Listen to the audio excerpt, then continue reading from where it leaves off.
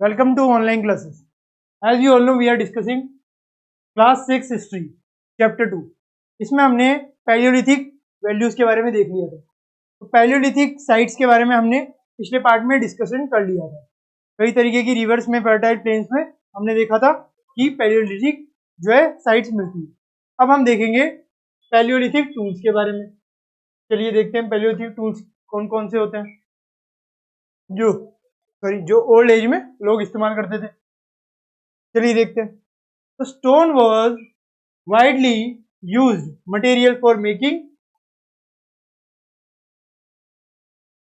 Tools weapons by the Hunter gatherers. तो जो Hunter gatherers थे ना, जो शिकार करके अपना पेट भरने वाले लोग थे, उनकी बात चल रही है यहाँ पे। वो यूज करते थे टूल्स को, वेपन्स को, ठीक है। They also used would, bones and animal horns for making tools. और वो किस किस कोर को यूज करते थे? वो यूज करते थे बोन्स को, एनिमल हॉर्न्स को। किसके लिए? टूल्स बनाने के लिए। वो जब भी एनिमल को हंटिंग करते थे वो एनिमल की, तो उनकी जो बोन्स थी ना, उनके जो हॉर्न्स थे, उनसे वो कई तरीके के अदर टूल्स भी बना लिया करते थे। तो एनिमल को खाने के लिए ही हंटिंग नहीं करते थे वो, उनसे कई सारी अलग अलग चीजें बनाने के लिए भी वो हंटिंग किया करते थे। ये हम देख चुके हैं। चलिए अब आगे देखते हैं। These tools were used for cutting meat from bones, to scrape bark from trees and hides from animals, and for chopping fruits and roots. इन सब के लिए भी करते थे। धार चीजों का यूज करते थे वो। Initially the tools were very crude and were made of flint, a stone that chips easily. Such tools have been found near the beaver beds in Punjab and in the Kashmir Valley in India. यहाँ पे उन्हें आराम से tools मिल जाते थे cut करने वाले, ठीक है। ये हमने देख लिया। तो stone tools were of two kinds, core tools and flag tools. तो जो पैलियोलिथिक के टूल्स है वो दो तरीके के होते हैं। They are of two kind. First one is core tools and the second one is flat tools. Flat tools were made from the sharp pieces or flats that broke off while making core tools. जो flat tools थे वो बने थे किससे? From the sharp pieces or flats that broke off while making core tools. A flake of stone that was to be sharpened as a tool was placed on a hard surface. उसे hard surface में place कर दिया जाता था। And a pointed piece of stone और wood was placed on it as chisel. तो इस तरीके से किया जाता था ताकि आसानी से शिकार किया जा सके। Then another piece of stone was used as hammer की तरह तोड़ने के लिए, to give it the desired shape. Flat tools were used for the chopping meat and skinning animals. तो एनिमल्स की स्किन को हटाने के लिए और चॉपिंग करने के लिए इन फ्लैट टूल्स का यूज किया जाता था, ठीक है। ये हमने देख लिए फ्लैट टूल्स। अब हमारा सेकंड टाइप आएगा, वो क्या है? Core tools. चलिए कोर टूल्स भी देख लेते हैं। आ जाइए कोर टूल्स पे।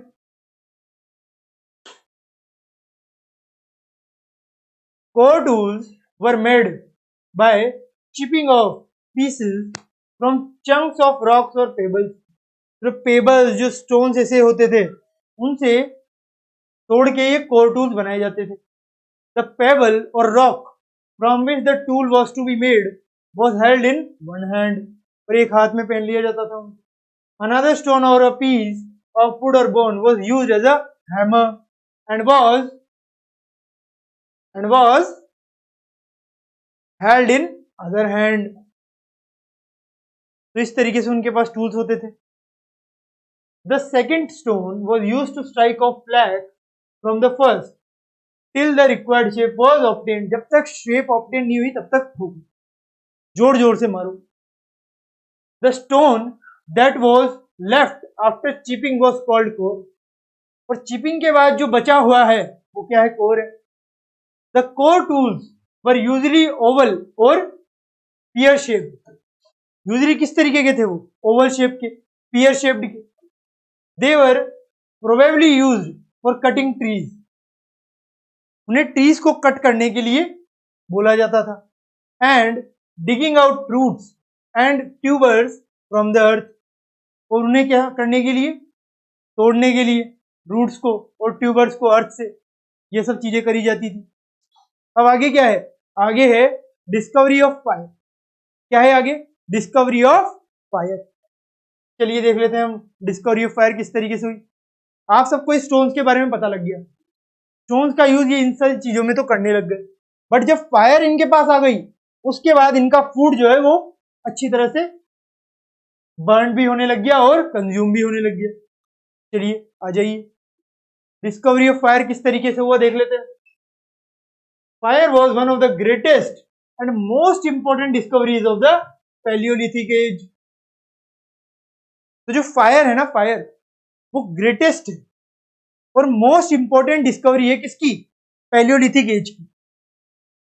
तो जो पैलियोलिथिक एज है उसकी ये मोस्ट इंपॉर्टेंट डिस्कवरी मानी जाती है, ठीक है, क्योंकि इसी की वजह से जो फूड था उसको कंज्यूम करना आसान हुआ, just because it is burn था, and burn food is good for consumption, और in this case it is meat which is good for consumption. Traces of ash have been found at some Paleolithic sites, which lead us to the conclusion that human beings had learned how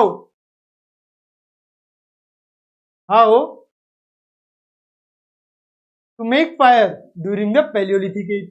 तो fire का आविष्कार आपसे पूछा जाए कहां हुआ, तो क्या बोलिएगा, पैलियोलिथिक एज में हो गया। तो मतलब पैलियोलिथिक एज में ही आविष्कार हो चुका था।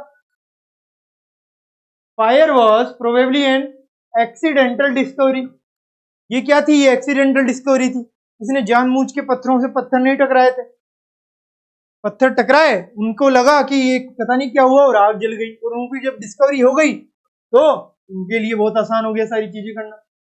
While rubbing two pieces of stones or wood together, sparks must have been produced, ये उन्हें पता लग गया। The early human might have realized that these sparks created fire which could be used to scare wild animals. अब जो शुरुआत के human beings थे उन्हें ये लगा कि ये जो आग आई है उस आग से हम जो ये बड़े बड़े वाइल्ड एनिमल्स है उनको डरा सकते हैं, उनको आसानी से मार सकते हैं, खा सकते हैं। उनके साथ cook meat, provide light in at night and keep them warm in winters, इन सब में भी हम यूज कर सकते हैं इस आग को। तो एक तरीके से पैलियोलिथिक एज में ये सारी चीजें हमें पता लग गई। तो ये तो हमने देख लिया पूरा पैलियोलिथिक एज का कि भाई 3 तरीके के पैलियोलिथिक एज देखे थे, फिर पैलियोलिथिक के साइट देखी, फिर उसके बाद पैलियोलिथिक के टूल्स देखे, फ्लैट टूल्स, कोर टूल्स, फिर उसके बाद ये सारी चीजें देख ली हमने। अब जब ये सारी चीजें हो गई तो हमारा पैलियोलिथिक एज कंप्लीट हो गया। ये तरीके के स्टोन जो है, ऊपर भी कुछ आपको बताए थे पेबल्स, वो सब भी फ्लैग स्टोन्स की तरह उनको यूज किया जाता है। तो ये सब हमने देख लिए, ये सब हमने देख लिए। अब हमें क्या देखना है, अब हमें कुछ और चीजें देखनी है। चलिए देखते हैं और कौन कौन सी चीजें हैं, आ जाइए। अब हम देखेंगे क्या, मीजियोलिथिक एज। तो भाई पैलियोलिथिक एज तो होगी, तीनों की तीनों पार्ट्स अब हो गए। अब मीजोलिथिक एज, चलिए मीजोलिथिक एज को देख लेते हैं भाई कौन सी तरीके की एज है ये। तो द मीजोलिथिक एज और the middle stone age began after the Palaeolithic age. बिल्कुल पैलियोलिथिक एज के बाद ही मीजोलिथिक एज आई है, इसमें कोई शक नहीं है। When the climate started getting warmer, जब क्लाइमेट जो है वो गर्म होने लग गया, the Mesolithic age pass between the end of the last ice age. तो जब मीजोलिथिक एज जो है गिरने लग गया तो एंड हो गया किसका, आइस एज का। मतलब ये है कि जो ये मीजोलिथिक एज है ना, बीच की एज है कि जब आइस एज, जो लास्ट आइस एज थी उसका तो एंड हो गया और बिगनिंग हो गई एग्रीकल्चर की। उसके बीच में जो जगह थी वो अपनाई मीजोलिथिक ने। अभी एग्रीकल्चर अभी स्टार्ट नहीं हुआ मगर हो जाएगा, और आइस एज जो है पैलियोलिथिक के एंड की वो खत्म हो चुकी है। तो it was a period of transition, कि भाई ट्रांजिशन का पीरियड है, बीच का पीरियड है ये, ठीक है। कौन सा पीरियड है? बीच का पीरियड है। चलिए मान लिया बीच का पीरियड है, एग्रीकल्चर इसके बाद होने लग जाएगा। तो अब ये ब्रेनस्टॉर्मिंग, चलिए ब्रेनस्टॉर्म को देख लेते हैं पहले एक बार, क्या है ये? A lot of rock art paintings depict animals, either as part of hunting scenes or separately. Why do you think the early human beings made such paintings? आप क्यों सोचते हैं कि भाई ये पहले पेंटिंग्स क्यों लिखते थे? क्यों? क्या इनको शौक था पेंटिंग्स का? सोचिए और आंसर दीजिए, सर्च करिए और आंसर दीजिए, ब्रेनस्टॉर्मिंग करिए, सोचिए ब्रेनस्टॉर्मिंग का मतलब क्या होता है? ब्रेन दिमाग पे जोर डालिए, बताइए क्या होता है। अब देखिए यहाँ पे, mesolithic people lived bye hunting, gathering and fishing, ये तो पैलियोलिथिक भी करते थे। While old tools were still in use, human beings learned to make better tools during this period. तो पैलियोलिथिक में जो टूल्स थे, ओल्डर टूल्स, वो तो अभी भी यूज हो रहे थे, मगर ह्यूमन बींग्स ने इस पीरियड में ये भी जान लिया कि हम कैसे इन टूल्स को बेटर बना सकते हैं। The Mesolithic age saw the introduction of a different kind of stone tool called microliths. तो मीजोलिथिक को एक नया तरीके का टूल मिल गया भाई, कौन सा? Stone tool. वो कौन सा टूल था? माइक्रोलिथ्स। ये आपको बता रखे हैं माइक्रोलिथ किस किस तरीके के होते हैं, ये देखिए माइक्रोलिथ इस तरीके के होते हैं, इनसे वो काट कुटा के बहुत सी चीजें बना सकते थे। तो इस तरीके के माइक्रोलिथ जो है टूल्स मिल गए, मतलब स्मॉल टूल्स मिल गए, स्मॉल ही है सारे जो मैंने आपको बताया। तो microliths were usually small stone tool fixed on the handles of bone और वुड टू। ये जो है एक तो हैंडल्स पे, बोन पे और वुड जो है उससे भी बने होते थे, अलग अलग तरीके से बनाए जाते थे। These tools as spears, arrows and swords, इनको यूज किया जाता था ताकि इनसे शिकार किया जा सके, ताकि क्या किया जा सके? ताकि इनसे हम शिकार भी कर सकें, ठीक है। ये तो हो गया भाई शिकार करने की बात। अब चलिए आगे चलते हैं। These new tools had weapons improved the techniques of hunting and gathering food. ये जो नए मैक्रोलिथ्स आए उससे हमें फूड बनाने में, गैदर करने में, हंट करने में आसानी हो गई, तीर वगैरह यूज हो गए। तो gradually people began using wild grains as food. लोगों ने क्या किया? ग्रेन्स को फूड की तरह कंज्यूम करना स्टार्ट कर दिया। पहले तो एनिमल ही करते थे। Then started domesticating animals, animals को चराना शुरू कर दिया, पालना शुरू कर दिया। This kind of activity led them to settle in one place for longer periods of time. क्योंकि एनिमल्स को पालेंगे तो उनका दूध है, उनके जो है अलग अलग जो न्यूट्रिएंट्स है वो सब हमें मिल पाएंगे, आग बाग में आसानी होगी। By the end of Mesolithic age human being seem to be moving towards a more settled life. तो मीजोलिथिक एज जो है ना, उसके एंड होते होते जो हमारे ह्यूमन बीइंग्स थे वो एक अच्छी सी अच्छी लाइफ जो है जीना शुरू कर चुके थे। तो जो ह्यूमन बीइंग्स थे मीजोलिथिक एज के टाइम तक वो एक बहुत अच्छी लाइफ जीना शुरू कर चुके थे भाई, कि भाई हमारी अच्छी लाइफ, हमारे अच्छे दिन आने वाले हैं, वो शायद आ भी गए हैं। इससे तो ऐसा ही लग रहा है कि हमारे जो अच्छे दिन है वो क्या हो गए हैं? वो आ गए हैं, ठीक है। ये हमने देख लिया कि भाई अच्छे दिन आ गए। अब मीजोलिथिक साइट्स, मीजोलिथिक के बारे में तो सारी बातें हो गई। अब हम देखेंगे कि कौन कौन सी मीजोलिथिक साइट्स भी है। चलिए देखते हैं कौन कौन सी है मीजोलिथिक साइट्स।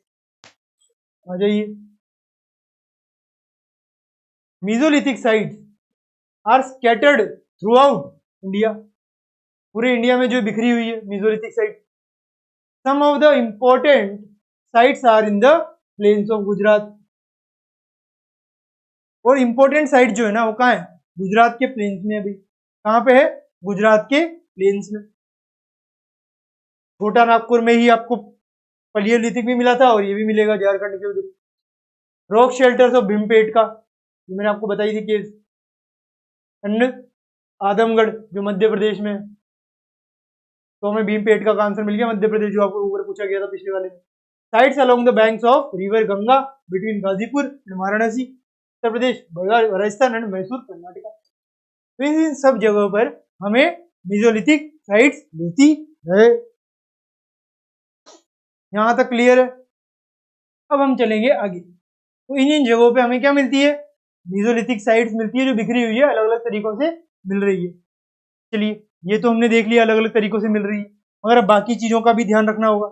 जाइए रॉक आर्ट, तो किस किस तरीके की रॉक आर्ट है वो भी तो हमें देखनी पड़ेगी कि भाई किस किस तरीके की यहाँ पे रॉक आर्ट थी, जो पत्थर थे उनमें कैसी रॉक आर्ट बनी हुई थी। चलिए देखते हैं। One of the most important sources of the early humans are the rock paintings of the Stone Age found around the world.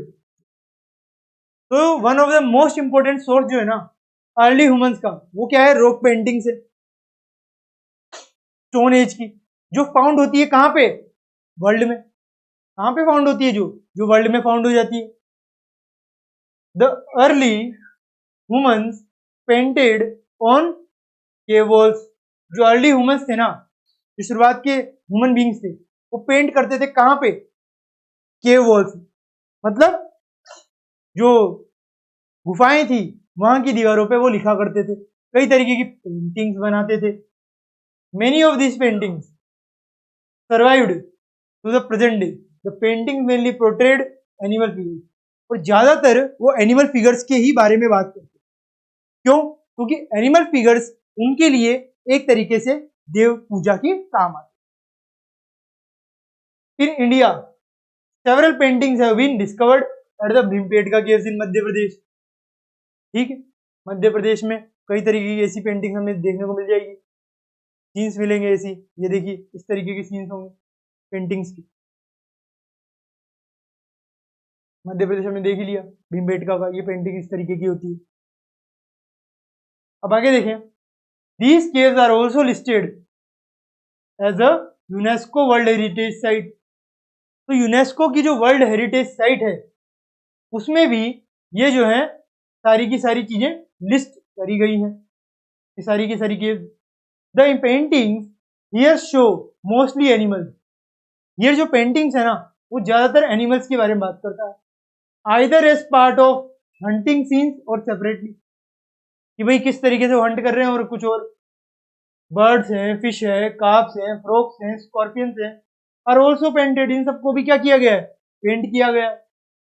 Some paintings show man and woman too, और कुछ paintings तो क्या कर रही है भाई, मैन और woman दोनों को बता रही है। Colours were made from rocks and naturally available minerals. Red and white were the most commonly use colours. यहाँ पे जो पेंटिंग्स है इसमें रेड और व्हाइट कलर सबसे ज्यादा यूज किया जा रहा है, आपको ये पता होना चाहिए। और यहाँ पे जो है कलर्स जो है ना वो रॉक्स और नेचुरली अवेलेबल मिनरल से बनाए हुए हैं। इसमें जो है मैन और वुमन वो भी है, ध्यान से देखिएगा तो इसमें आपको क्या मिलेगा, फ्रॉग, बर्ड, फिश, इन सब की पेंटिंग इसमें देखिए, कहाँ कहाँ पे फिश है, कहाँ कहाँ पे फ्रॉग है, स्कॉर्पियन है, वो सब मिल जाएंगे। और इतना ही नहीं, आपको यहाँ पे हंटिंग के सीन्स मिलेंगे, एनिमल्स मिलेंगे, कुछ हंट करते हुए लोग मिल जाएंगे, कुछ एनिमल्स मिल जाएंगे। तो इस तरीके की चीजें हमें यहाँ पेंटिंग में दिख रही है, वो हमने देख ली इस पेंटिंग में। अब चलिए आगे देखते हैं किस किस तरीके की और चीजें हैं। तो मेकिंग स्टोन टूल्स, अब क्या देखेंगे भाई, किस तरीके के स्टोन टूल्स बनाते थे मीजोलिथिक इरा वाले लोग। अब हम यही देखेंगे कि भाई किस तरीके के ये स्टोन बनाते थे, टूल्स, स्टोन के टूल्स बनाते थे। Stone tools are probably made using two different techniques.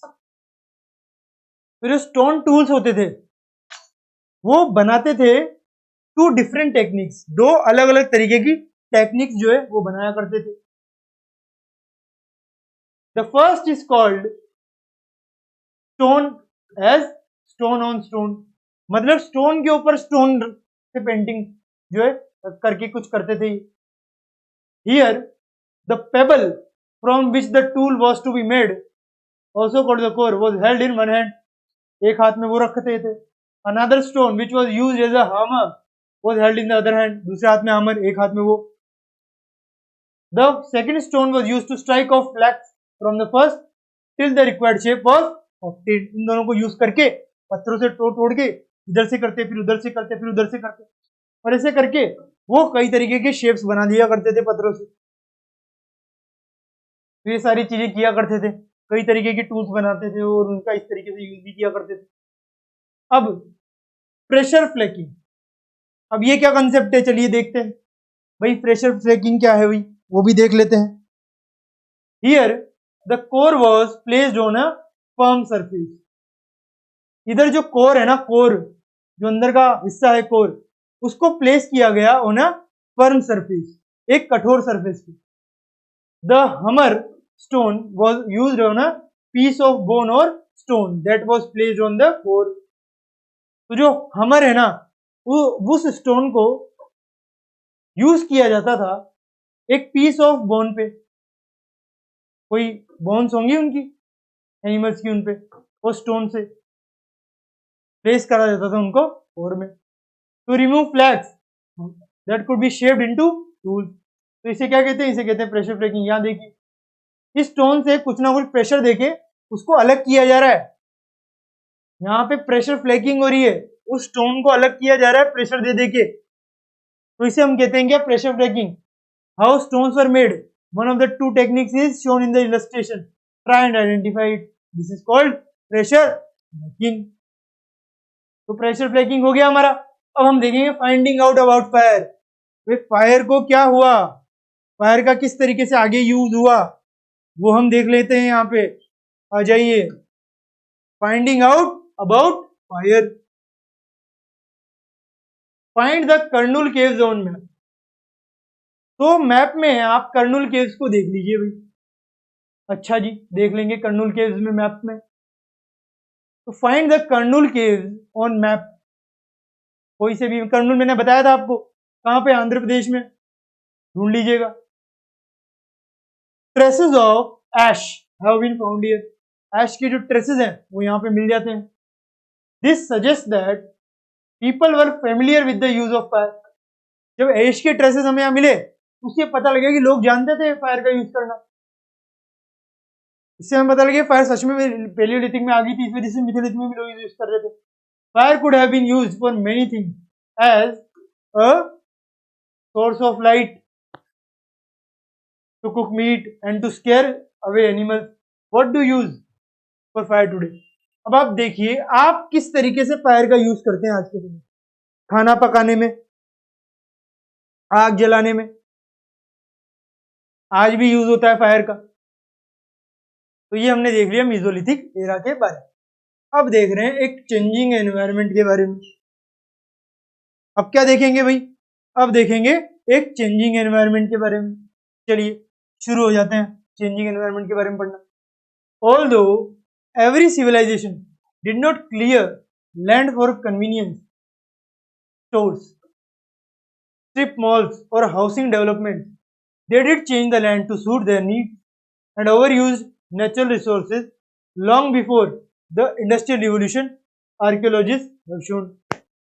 तो लोगों ने कई तरीके की चीजों का यूज करना पहले ही शुरू कर दिया था, जब इंडस्ट्रियलाइजेशन हुआ ही नहीं था, इंडस्ट्रियल रिवोल्यूशन नहीं हुआ था, तब भी ओवर यूज होना स्टार्ट हो गया था नेचुरल रिसोर्सेज का।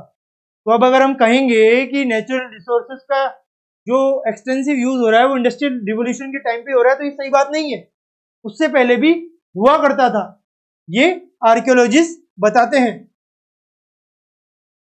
चलिए देखते हैं आगे। We are able to see quite a change in animal remains through time. Animal remains में जो अवशेष है उनमें टाइम टू टाइम चेंज होते हैं। We believe some of these changes are the result of over exploitation of resources, said Elizabeth Wing, a curator at the Florida Museum of Natural History at the University of Florida. उन्होंने ये बोला कि over exploitation हो रहा था resources का। We think of over exploitation resources as a product of industrial nations, but see evidence of this during pre-industrial times in many places. तो industrial revolution में नहीं, उससे पहले भी कई तरीके से इन चीजों का यूज होता था। ठीक है, हम सोच रहे थे कि भाई नेचुरल रिसोर्सेज का यूज इंडस्ट्रियल रिवोल्यूशन में ही होता है, बट इससे पहले भी ओवर यूज हुआ करता है। Wing Anderson Stephen, an ecologist at the University of California at Davis, presented a paper in March to the American Society of Archaeology detailing how they used remains of bones shells and teeth to show how civilization changes natural resources. तो natural resources का use पहले भी जमाने में होता था, industrialisation में कोई नई बात नहीं है, पहले भी ओवर यूज किया जाता था। ये हमने यहाँ तक देख लिया। अब बाकी की चीजें जो है वो हम कहाँ देखेंगे, वो हम हमारे नेक्स्ट पार्ट में करेंगे, ठीक है। वो हम हमारे कहाँ करेंगे, नेक्स्ट पार्ट में करेंगे, और क्वेश्चन आंसर भी देख लेंगे। तो सारी चीजें हम नेक्स्ट पार्ट में करेंगे। तब तक के लिए thank you very much, have a nice day.